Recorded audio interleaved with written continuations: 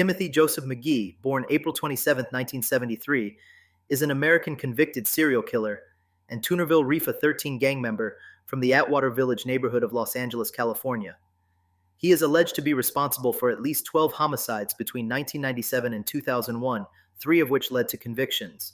McGhee is also suspected of at least 10 attempted murders, 4 of which led to convictions. In 2018, the Los Angeles Times named McGhee one of the top 20 most notorious killers in the history of California, a list that included the likes of Charles Manson, the Golden State Killer, and the Night Stalker. After his arrest for assaulting a law enforcement officer, McGhee spent 1994 to 2000 either incarcerated or on parole. During his stints as a parolee, he allegedly shot 7 people, killing 3, and attempted to murder 2 LAPD officers. He was arrested in 2003 on homicide charges and sentenced to death in 2009. In a separate trial in 2007, McGhee was sentenced to 75 years to life for leading a 2005 prison riot.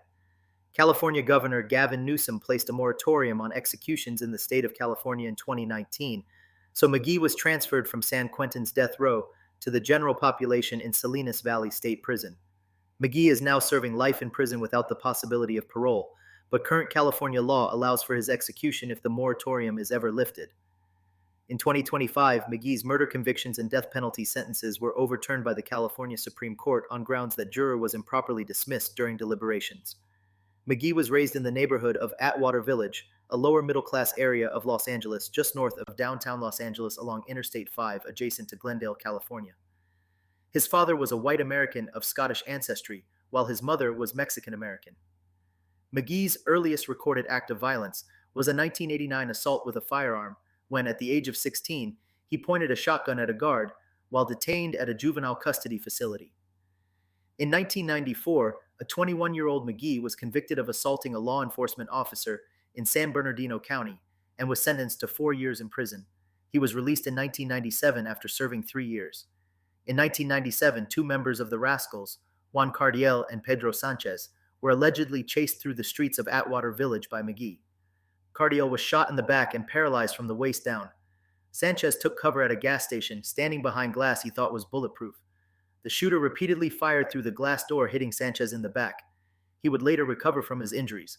Both identified McGhee as the shooter. On October 14, 1997, while on parole, it was alleged that a 24-year-old McGhee committed his first homicide. Ronnie Martin, 23, was a member of Frogtown, one of TVR's biggest rivals in Atwater Village. Martin was shot 28 times and pronounced dead at the scene. McGhee was not linked to this homicide until years later. After an unrelated charge violated his parole, McGhee was sent back to prison in late 1997. After violating parole in 1997, McGhee was imprisoned for roughly a year and a half. In March 1999, he was again released and lived with his grandmother in the San Gabriel Valley, which has a relatively low crime rate compared to the more notorious neighborhoods of Los Angeles. But 11 months later, in February 2000, McGhee was again found violating the terms of his parole and returned to prison. He finally earned his release in April 2000 after serving roughly 5 years on the assault that initially carried a 4-year sentence. Police note that crime in Atwater Village seemed to increase sharply each time McGhee was released from prison. On October 17, 1999, while McGhee was on parole, a bodyguard and 2 rap artists were shot near the gates of Echo Sound's music studio in Atwater Village after concluding a recording session. The crew had gathered on the studio's patio at 11:40 p.m. when at least 2 gunmen confronted them and began shooting without warning. Bodyguard Dwayne Draws Dupree, 23, was killed, pronounced dead at the scene by paramedics. Dupree was guarding rapper Ricardo Corrupt Brown, the future executive vice president of Death Row Records, who was finishing his album Tha Streets Is a Mutha with Entra Records. Corrupt's producer Delmar Daz Dillinger Arno, also with Death Row Records, and cousin of legendary rapper Calvin Snoop Dogg Broadus, was present but uninjured. Death Row artist Jevin Thay Realist Jones was wounded in the foot, and Willard Act the Fool Givers was wounded in the calf. It was initially suggested that a hidden track on the album that insulted rappers DMX, rapper, The Firm, hip-hop group, and others could be a motive for the shooting. Later, McGhee and an affiliate were linked to the shooting. On June 3, 2000, rival gang member Ryan Gonzalez, 16, was killed as he walked home from a party. He was fatally shot in the 3300 block of Silver Lake Boulevard in Toonerville gang territory near Atwater Avenue Elementary School. A 27-year-old McGhee was the alleged assailant. Gonzalez was a member of the Rascals gang, sharing McGhee's nickname Huero. Investigators believe McGhee's motive was simply that the neighborhood wasn't big enough for two people with the same street name. In June 2000, an arrest warrant was issued for McGhee in connection with the Gonzalez murder, but it was several years until law enforcement caught up with him. On July 4, 2000, LAPD officers Thomas Baker and Carlos Langarica were on patrol when they received a call around 3:30 a.m. that three males had stolen a wallet and fled the scene of the robbery in a gray Honda. Upon encountering the vehicle traveling in the opposite direction, the officers made a U-turn and attempted to stop the vehicle. The driver refused to stop and accelerated, both officers noting they were headed into the heart of Toonerville gang territory in Atwater Village. Baker and Langarica knew that other LAPD officers had been ambushed in this area by gang members who would block the street with debris and open fire on police vehicles. During this pursuit, a 27-year-old McGhee was allegedly using a police radio scanner to track the progress of the chase while coordinating an ambush. During the pursuit, the officers dodged a washing machine blocking the road, made a right turn at the corner of Bemis Street and Brunswick Avenue, and ran over a bicycle pushed into their path by an unknown suspect. As the police vehicle swerved, two gang members opened fire on the officers, striking the driver's side door and even tearing a hole through Officer Baker's pants. Shaken but undeterred, the officers continued the pursuit even as the suspects in the gray vehicle began to open fire, ramming the rear of the vehicle to bring it to a stop. The passenger in the front seat fled the scene, pointing a semi-automatic pistol at the police. Baker rammed the vehicle again, at which point the passenger in the back seat displayed an Uzi-style submachine gun. Officers ran for cover behind a tree, exchanging gunfire with the remaining two suspects in the vehicle. Eventually backed up by other LAPD officers, all three robbery suspects were arrested and charged with attempted murder. Mario Littleboy Aleman, Ramon Chubbs Maldonado, and Joseph Little Respect Agazade were sentenced to 2 consecutive life terms. The two gang members who fired on police during the attempted ambush, one of whom was suspected to be McGhee, were never identified. Aleman, Maldonado, and Agazada refused to give up the shooters' names in exchange for a lessened prison sentence. Neither officer was injured, but both later indicated that they did not think they would survive the incident. Both officers were awarded the prestigious LAPD Medal of Valor in 2003 for their bravery. McGhee was eventually convicted on 2 counts of attempted murder concerning this incident. On September 14, 2000, John Marshall High School student Marty Gregory Roybal, 17, was fatally shot while spray painting in Toonerville territory near the Redcar River Park in Atwater Village. Contrary to popular belief, Roybal was not sketching a painting. A family member and responding officers mentioned that Roybal enjoyed tagging or spray painting. This rather important piece of information may have been used to influence McGhee's sentence further. David Lamont Martin, 33, who was homeless and likely a witness to the shooting, was shot and killed at the scene. 27-year-old McGhee was suspected in both shootings. McGhee had been incarcerated for yet another parole violation involving narcotics, this time at the California Institution for Men in Chino, California, but was released in May 2001. Beginning in June, he was suspected of shooting 9 individuals in 5 months, leaving 6 dead and 3 wounded. The homicidal spree began on June 11, 2001, when McGhee was allegedly traveling through the affluent Los Feliz area that borders Atwater Village and features the popular Griffith Observatory. Manuel Apodaca Jr., 21, lived 35 miles east in Pomona and was passing through with his pregnant girlfriend, Nina Guerrero. McGhee allegedly opened fire on their vehicle on Los Feliz Boulevard near Interstate 5, known in that area as the Golden State Freeway. Apodaca, allegedly a member of the Rascals gang, was killed, and Guerrero suffered severe brain damage, but their unborn baby was delivered successfully. In July 2001, Carlos Velasco, 21, was working at a furniture warehouse on North San Fernando Road in Atwater Village. Police state that McGhee, who had driven by and seen the stranger, ordered gang affiliates to kill the man because he did not recognize him. The homicidal order was carried out successfully. Atwater Village resident Cherry Wysotsky, 46, reported to police that McGhee allegedly was dealing drugs out of his sister's house nearby. On August 8, 2001, Wysotsky was murdered, as well as witnesses to the crime, Marianne Wysotsky, 64, Cherry's mother, and Brian Robinson, 38, friend and neighbor. McGhee is the alleged triggerman in the triple homicide. On November 8, 2001, McGhee was allegedly prowling the streets with fellow gang member Eduardo Limpy Rodriguez, seeking revenge over the death of a comrade hours earlier. Armed with handguns and rifles, they came upon rival gang member Duane Natividad in the 3100 block of Hollydale Drive, 6 blocks south of the Gonzalez murder in 2000. Natividad was driving his Mitsubishi Montero with his girlfriend Marjorie Mendoza, 25, and her friend Erica Ree, 16. Mendoza and Natividad had 3 children, Mark, 5, Justin, 3, and Nathan, 1, who were not with them at the time. At 12:01 a.m. November 9th, as Natividad pulled up to a residence, McGhee and Rodriguez allegedly pulled in front of them, exited their vehicle, and opened fire on the Montero without warning or any verbal altercation. Natividad ducked and was struck in the right hand, while Ree ducked in the back seat, avoiding injury. As her boyfriend threw the car in reverse and accelerated away, Mendoza was hit multiple times and was driven to Glendale Memorial Hospital, where she later died. Toonerville gang member Eduardo Limpy Rodriguez, 22, was arrested the following day. Homicide detectives announced on November 27, 2001, that another suspect, Timothy McGhee, was still at large, and a warrant had been issued for his arrest. Detective Timothy Neal noted that since McGhee's release from prison 6 months before, violent crimes in the Atwater area have skyrocketed. Christina Duran, 29, a friend of McGhee's, learned of Marjorie Mendoza's murder after McGhee solicited her help that same day. He needed to retrieve his girlfriend's cell phone, which he had dropped at the scene of the Mendoza murder. Duran was unsuccessful in finding the cell phone, but police managed to locate it and used it as evidence in McGhee's eventual trial.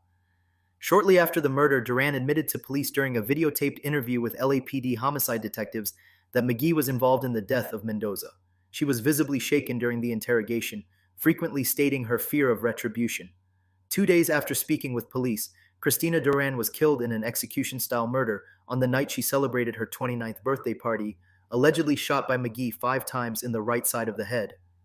McGhee wrote hip-hop lyrics as a hobby, but never seriously pursued music. Many of his lyrics referred to his love of killing and his hatred of the police. His writings detailed the Mendoza murder as well as other previous homicides. One line eventually used against him in court read, "Witness protection won't work. Realize your rat ain't going to make it to the stand," referring to his goal to eliminate anyone who might testify against him. He took the time to write, "Everything in this book is a work of fiction," inside his spiral notebook in case police ever seized it. This did not deter the prosecution in his eventual trial. In the fall of 2002, a task force of as many as 60 local and federal investigators began searching for McGhee after linking him to numerous homicides. LAPD detectives had enough evidence to charge him in a single case, the homicide of Margie Mendoza. On August 28th, the LAPD appealed to the public for information regarding McGhee's involvement in the Mendoza murder and the triple homicide involving Cherry Wysotsky. A $55,000 reward was offered, but no one came forward. When it became clear that McGhee was running the Toonerville gang from out of state, the U.S. Marshal Service aided the LAPD in forming a task force with more investigators, vehicles, and aircraft.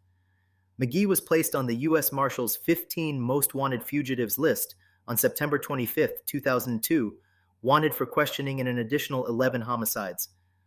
At this point, McGhee had been officially charged only with the Mendoza murder by the Los Angeles District Attorney's Office. In contrast, U.S. Marshals had charged him with the federal offense of unlawful flight to avoid prosecution under warrant number W663293984. City Councilman Eric Garcetti posted a $50,000 reward for McGhee's capture. Even the popular television series America's Most Wanted appealed to the public by filming a segment in early 2003 dedicated to the search for McGhee. Despite such a record of violence, McGhee had received surprisingly little attention from the national media before this point, with barely any coverage in Southern California.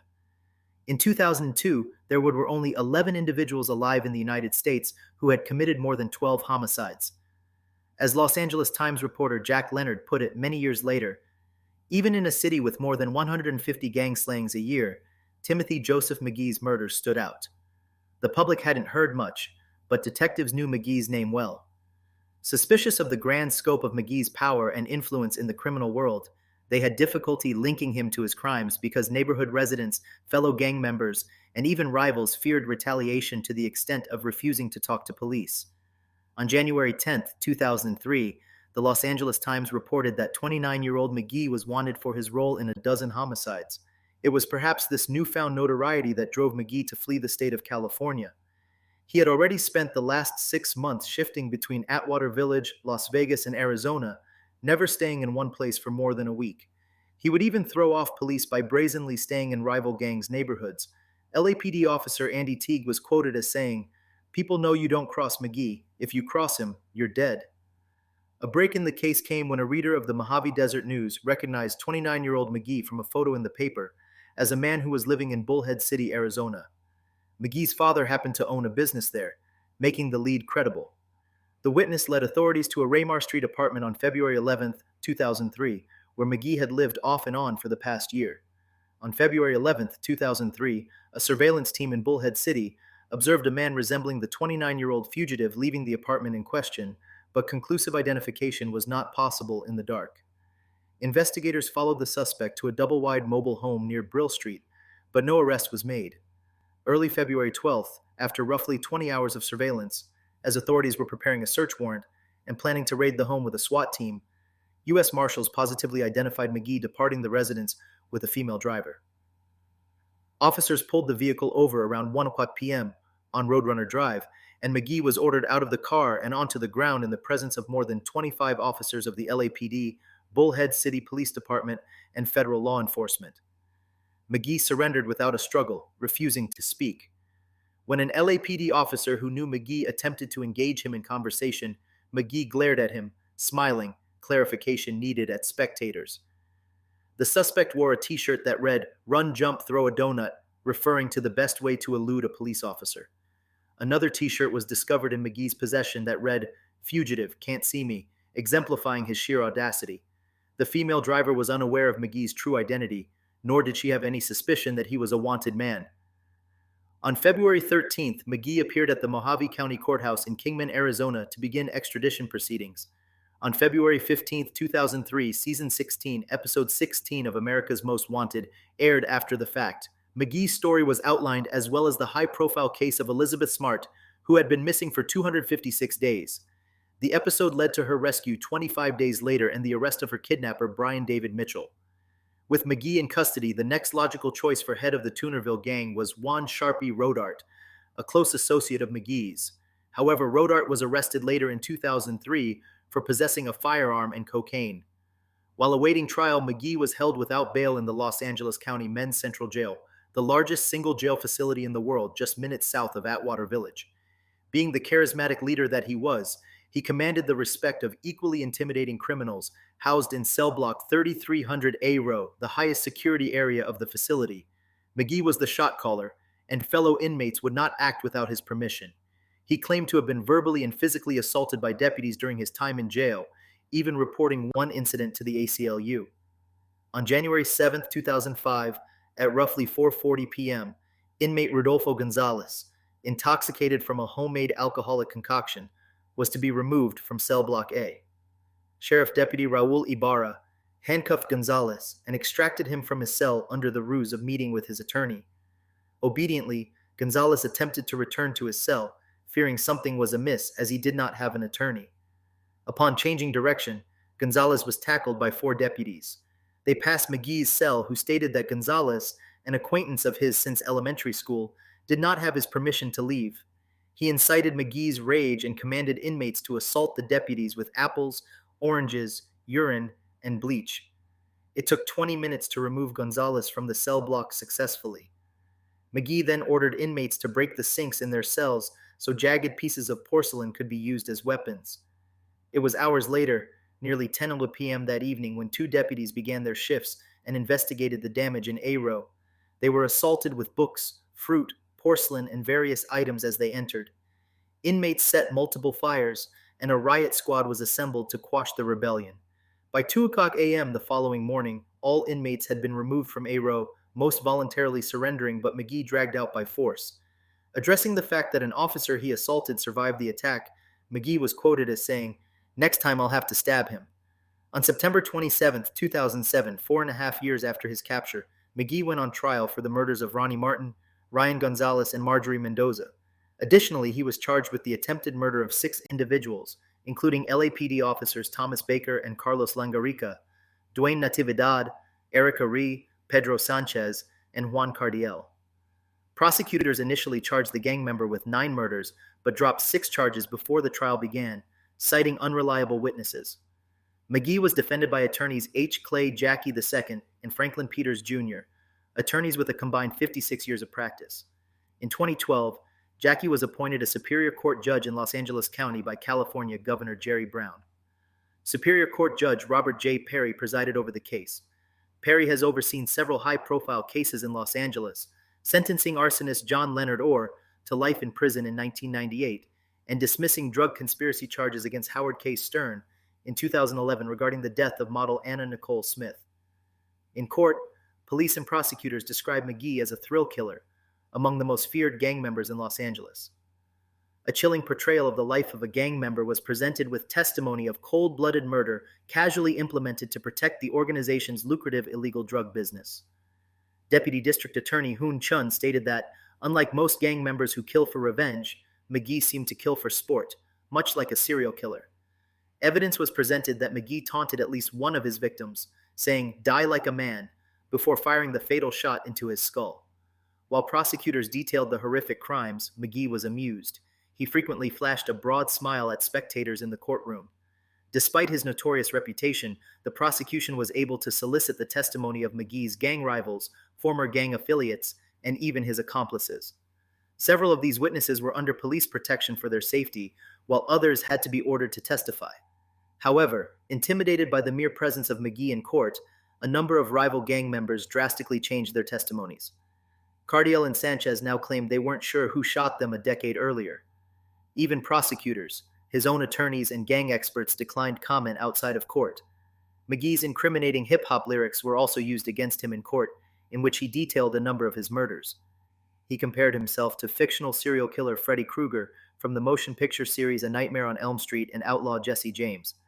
Residents of Atwater Village were terrified of the possibility that McGhee could be found innocent and subsequently released to terrorize the neighborhood again. Police had noted that crime escalated in the area when McGhee was not in custody. Meanwhile, McGhee's mother canvassed the neighborhood during his incarceration, passing out leaflets that asked for prayer for her son. Early on in the deliberation process, a juror who favored the defense was removed for unspecified reasons and replaced by an alternate. On October 25, 2007, after a week of deliberations, 8 men and 4 women found McGhee guilty of all 3 murders. He was also found guilty in the attempted murder of 4 other individuals, including the 2 LAPD officers whose ambush he organized, and Duane Natividad and Erica Ree, who were shot in Atwater Village. McGhee was acquitted of the attempted murders of Pedro Sanchez and Juan Cardiel, both of whom identified McGhee the night they were shot, only to claim in court that they could not recall the perpetrator. On October 26, 2007, the death penalty phase of the trial began. McGhee was eligible for the death penalty because he was convicted of multiple murders and used homicide to further the activities of a criminal street gang. Prosecutors presented additional evidence that McGhee was involved in a 4th murder, that of Christina Duran. McGhee was not tried for her murder after so many witnesses refused to testify against him. On November 9, 2007, after days of deliberating, the same jury that convicted McGhee deadlocked on whether he should be executed or receive life in prison without parole. After 3 days of deliberations, the vote remained 10-2 in favor of the death penalty, so prosecutors elected to retry the penalty phase of the case. On November 14, 2007, McGhee stood trial for his role in the 2005 prison riot. He was sentenced to 75 years to life after being found guilty of conspiracy to commit an assault, conspiracy to commit vandalism, 3 counts of resisting executive officers in the performance of their duties, and 2 counts of assault. On August 27, 2008, a second jury agreed unanimously that 35-year-old McGhee should be sentenced to death. On January 9, 2009, Judge Perry sentenced McGhee to death. McGhee was additionally sentenced to multiple consecutive life sentences for the 4 attempted murders. Perry stated that McGhee treated killing as some kind of perverse sport, as if he was hunting human game. He continued, "McGhee is a committed killer and an obvious danger to society. Since executions were halted in 2019 by California Governor Gavin Newsom, McGhee is serving life without parole and cannot be executed unless and until the moratorium is lifted." On April 3, 2025, McGhee's murder conviction and death sentences were overturned on ground that juror was improperly dismissed during deliberations. California Supreme Court ruled that the record does not support as a demonstrable reality. The court's ruling that the discharged juror was unable to fulfill his duties as a juror, and that ruling was therefore discretion abuse.